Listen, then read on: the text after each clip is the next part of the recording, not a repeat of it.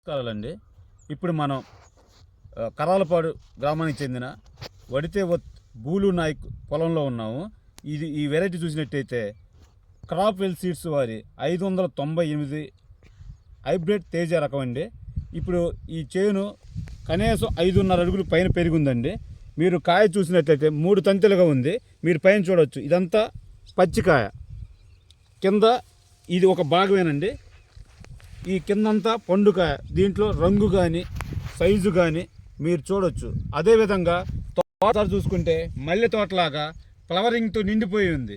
అంటే 3 తంత పండుకాయ, పచ్చికాయ, పూత ఏమాత్రం తగ్గకుండా చేలో కూడా ఎక్కడ చూసినా జెమినీ వైరస్ అనగా బొబ్బెర వైరస్ ఛాయ కూడా రావట్లేదు. మీరు అబ్జర్వ్ చేయొచ్చు చేను మొత్తం కూడా.